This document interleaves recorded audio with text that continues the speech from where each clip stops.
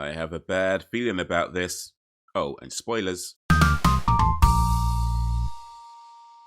Welcome to the channel, I'm Hayes, I talk movies all day, so subscribe right now if you want to be entertained. And today, I want to talk about Star Wars Episode 4, A New Hope, the movie that went on to be a beloved film franchise the world over, a cultural phenomenon that is referenced and quoted as well as spawning countless movies, TV shows, books, comics, and video games. This is a film that critics and fans love and is linked closely with many people's childhoods. So now, I'm going to tell you why it's trash. The film starts off by making you read, and as if that wasn't bad enough, the very first line says there is a civil war going on, but a civil war is when people from the same country fight each other.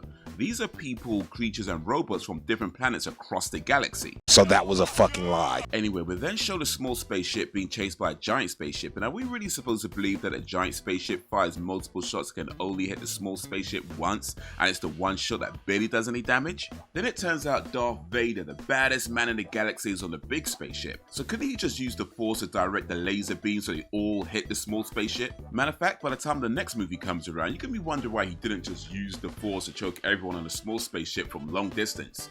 But I'm getting ahead of myself. Darth Vader asks this guy a question and then kills him before he could answer. Vader then tells the stormtroopers to bring him the passengers alive, and considering how the stormtroopers aim, you really don't need to worry about anybody getting killed. C-3PO and R2-D2 escape in a pod, but the bad guys don't fire because no life form was detected. But they live in a galaxy where talking robots are commonplace and have been commonplace for at least 4,000 years, probably even longer than that, so yeah, maybe just shoot it down anyway. So R2-D2 and C-3PO both got kidnapped by the Jawas, who seemingly make a living out of selling stolen robots. Okay, I can believe that. But surely an operation that big can't be a secret. I mean, anybody buying droids from them has gotta know they're buying stolen goods, or at the very least heavily suspects they're buying stolen goods. So does Tatooine not have a police force? Is it some lawless Wild West type place where you could just rock up to somebody's yard in a massive truck full of stolen items and nobody questions it? In any case, if you're just a simple farmer, why would you buy droids that are most likely stolen when there's a possibility that the actual owners could come looking for it? Because that's trouble you don't want. You see, we assume that Uncle Owen and Aunt Beru were killed by stormtroopers, but when have we ever seen stormtroopers burn people? Stormtroopers didn't even start using flamethrowers until the Force Awakens. But you know who was using flamethrowers?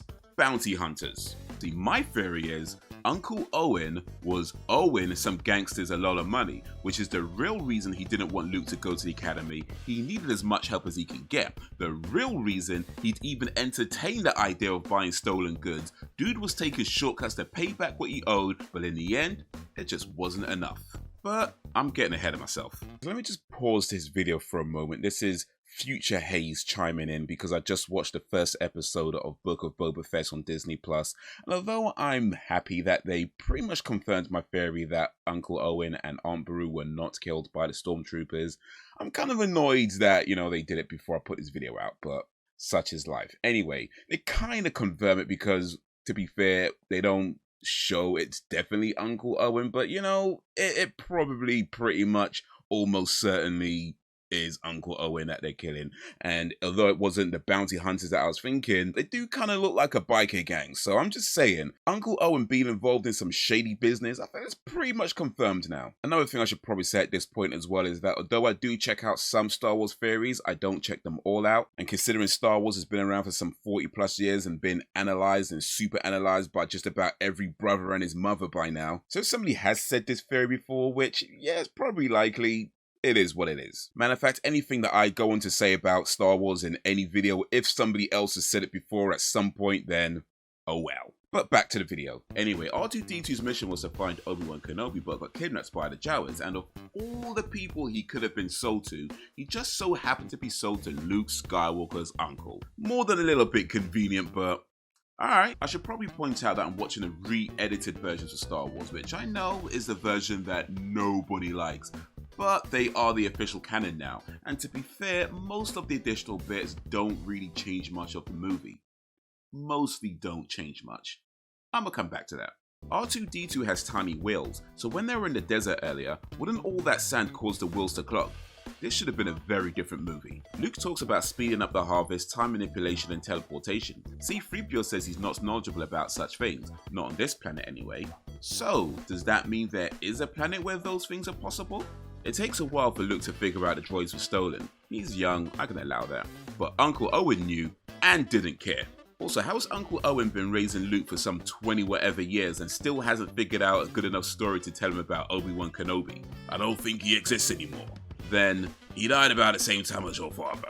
If you know he's dead, then you don't need to be saying, I don't think he exists. He's either dead or he isn't. Are you dumb? But as we found out later, he's not dead. So, that was a fucking lie. R2-D2 runs away on his mission and C-3PO says that he's malfunctioning and excels at causing trouble. So why did Luke go after him? At this point, he should have just cut his losses on R2-D2 and deactivate C-3PO for lying about R2-D2 being in prime condition. Anyway, they go after R2-D2, find R2-D2, realize there's sand people around who are apparently really dangerous, so instead of getting back in the speeder and going home, Luke decides to go stick his nose in business that don't concern him. Are you dumb? By the way, they're actually called Tusken Raiders, so wouldn't referring to them as sand people be kinda racist? Anyway, when the Sand people get mad at Luke, Obi-Wan turns up and scares them away. Nah, Luke started it. Luke is bare bad man in this. He showed up unannounced, uninvited, the next man's ends with a rifle. Luke wanted the smoke.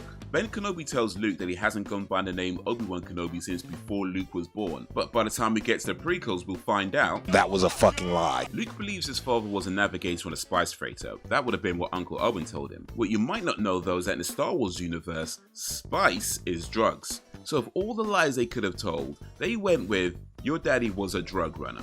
Are you dumb? This is probably not the first time Vader force choked somebody, so why would anybody big up their chest to talk to him like that? Let's assume that this is the first time and everyone in this room is seeing it, so surely nobody's gonna get brave around Vader again, right? Nobody's gonna get brave around Vader again, right? I'm gonna skip over the only stormtroopers are so precise comment because by now we all know that was a fucking lie. Luke found his dead uncle and aunts plus his home destroyed and didn't cry. This is a major red flag that Luke is a psycho.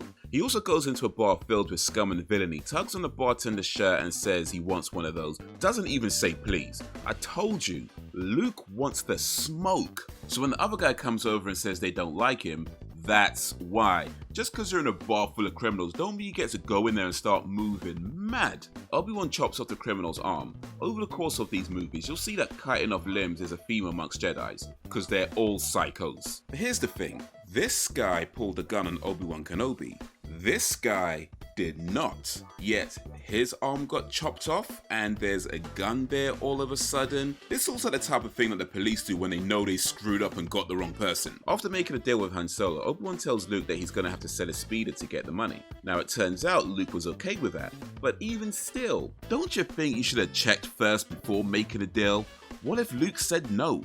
And if you're gonna say something like, oh, Obi-Wan must have searched Luke's feelings to know that he'd be okay with selling the speeder.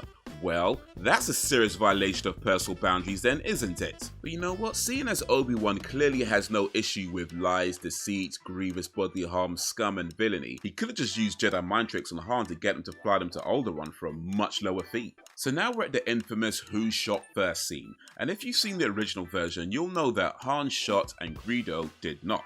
But in this version, Greedo shoots first, misses by a mile, and how are you missing that badly at close range? But whatever. Greedo shoots first, then Han shoots and kills Greedo. Now, according to George Lucas, that was done because he didn't want Han to look like a cold-blooded killer, even though Greedo was clearly firing warning shots by missing that badly, but whatever.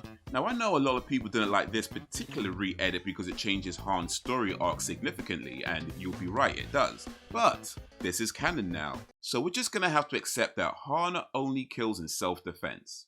Okay, stormtroopers are looking for the droids and they come across a locked door, then move on to the next one. Don't you think a locked door is exactly what something that doesn't want to be found would hide behind? Are you dumb? So Greedo is not dead? Or does everyone in Greedo's species wear the exact same clothes? I heard J.J. Abrams say that Vader tortured Leia. I guess he was referring to this scene. To be fair, you don't see any torturing. He could have just been talking to her about getting vaccinated. And considering she bears no noticeable harm and doesn't seem mentally off, I don't think we can just assume she was tortured. But he definitely makes her watch her planet get blown up. Vader made his own daughter watch her home planet get destroyed. Not enough is said about the fact that Chewbacca is a sore loser. Is this really the type of creature you want around you? Can someone check on their version of Star Wars if Darth Vader makes hand gestures after he finishes speaking? I told you she would never consciously betray the rebellion. In response to Han calling Obi-Wan a fool, Obi-Wan says, who is more foolish, the fool or the fool who follows him? Thing is, Han isn't following Obi-Wan, he's under his hire. Luke, however, is following Obi-Wan, therefore even Obi-Wan thinks Luke is an idiot. Also, Han ain't no cold-blooded killer, huh? He must have gotten lost, been part of a convoy or something. Well, he ain't gonna be around long enough to tell anybody about us. And...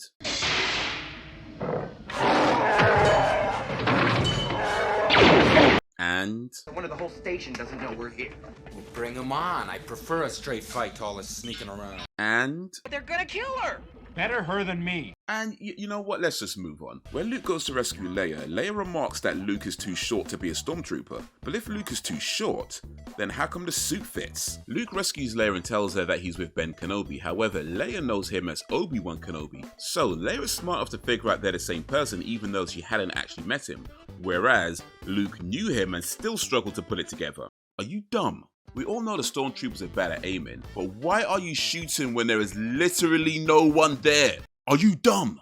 Leia was rude to Han about a rescue attempt that went south, and her way of saving our skins was to jump into the garbage chute. Now just a few things. Why would you need to blast a hole in a grate to get to the garbage chute? Shouldn't it just be open so anyone can put garbage in the chute? Or do the stormtroopers need special clearance to throw things away? To be fair, that kinda makes sense considering there's an animal living inside there. But then why would a garbage chute be in the corridor if only certain people are allowed to use it? Maybe put it somewhere where only certain people can have access to it.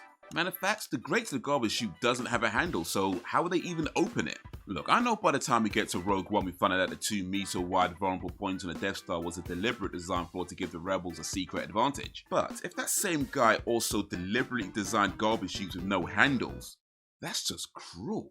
Chewbacca complains about the smell of garbage and Han says, "Get in there, I don't care what you smell." Then when Han goes in, the first thing he does is complain about the smell. Speaking of complaints, Leia lambasted Han about his rescue plan even though they didn't actually plan on rescuing her because they didn't even know that she was there. It was just kind of dumb luck and Luke promising Han that Leia would give him a reward even though he should have checked with Leia that she's okay giving him a reward. In fact, what is it with these Jedi types promising to give people stuff that don't actually belong to them? But anyway, Leia lambasted Han about his rescue plan, but her plan to jump in the garbage chute got Luke strangled and everyone nearly crushed to death. The stormtroopers find the droids hiding. One of them lets them walk right out the room. Are you dumb? These guys literally did not notice a Jedi walking around. Are you dumb? They come out of the garbage compactor and all their clothes, especially Leia's, look way too clean. Plus, I'm not sure I'm allowed to point out what I'm seeing here, so let me just talk about Han and Luke. When they first put on the Stormtrooper suits, they were in the Millennium Falcon, but when they got changed back into their regular clothes, they were not. So, were they wearing their regular clothes underneath the Stormtrooper suit? Because if that's the case, then where would their boots and accessories go? And not only did Luke kill a stormtrooper, he straight up stole his belt too. Psycho! And speaking of clothes, apparently lightsabers can kill people while leaving their clothes intact. Luke was more upset over Obi-Wan dying, a man he had just met that day, than his own aunt and uncle. Psycho! Han's motivations were clear from the beginning. He was doing this for the money, so nobody should be surprised that he just wants his pay. And unlike Uncle Owen, Han at least admits he owes money to a gangster. But even after Han was super clear about his reasons for being there, Luke tries to guilt trip him into staying. Han has his own problems and Luke is way too inconsiderate to see that, which by the way as you go through these movies you'll see that is a typical trait of the Jedi. Anyway, Han does come back to help Luke out, which ultimately results in Han getting frozen and carbonized and Leia getting turned into a sex slave, but I'm getting ahead of myself. By the way, this guy's name is Porkins. Okay, the final scene is pretty pointless. I mean, yeah, you should celebrate your wins, but it ain't over yet. This seems like far too big a celebration ceremony for what is effectively a small victory. And how come only Luke and Han get medals? Other people were there too. Not even Chewbacca got a medal. And that's animal cruelty. Alright, so before I get into my final thoughts, if you liked this movie, check out these movies. Now, one of these movies was a massive inspiration to the story structure used in Star Wars. If you know, drop it in the comments. Okay, so for those who may not know, which to be fair, probably most people, Yes, I do very much enjoy taking a piss out of movies, even movies that I like. And yes, I do like Star Wars. When it comes down to it, it's a great movie that hits a few points about destiny, family, personal gain versus bigger picture. However, it's beyond time we stop romanticizing this film as if it's a flawless masterpiece. It is possible to have love for something and still criticize its shortcomings, or its mistakes, or its goofs, or its downright creepiness, or the fact that the good guys really aren't that good. Luke's entire involvement was a complete accident, and that's not even a problem. Considering he's the son of Anakin, why weren't there better safeguards in place? Like, I don't know, not leaving him with his aunt and uncle, or maybe changing his last name? Luke should have been already found by the Empire during the opening text, so either the Empire never knew he existed, or they're just incompetent. And considering Vader could sense Obi-Wan from a spaceship but couldn't sense his daughter standing right next to him, I think we have our answer. We're supposed to believe that the Empire is a threat, but they're only really a threat when it's convenient to the plot. But I'm getting ahead of myself, because a lot of that stuff is revealed in later movies. In this movie, to be fair, we do get a complete story while still leaving enough open to make sequels. It just so happens that in this complete story, Obi-Wan Kenobi was just hanging around Tatooine, spying on Luke from time to time, but did nothing about the Empire. He would have been happy to sit the whole thing out had those droids not turned up. The Jawas were selling stolen robots, but none of them thought they should erase the memories first. This should have been a very different movie. And to be fair, maybe by the time this new Obi-Wan Disney Plus show comes out, we'll get a much better understanding of what exactly Obi-Wan Kenobi was doing between episode 3 and episode 4. But until then, I'm just gonna go ahead and assume that he spent the last 20 years using the Force to do hands-free masturbation. But that's what I think of Star Wars Episode 4 A New Hope. What do you think of Star Wars Episode 4 A New Hope? Let me know down below, and while you're there, be sure to like, subscribe, and drop a suggestion if you don't mind.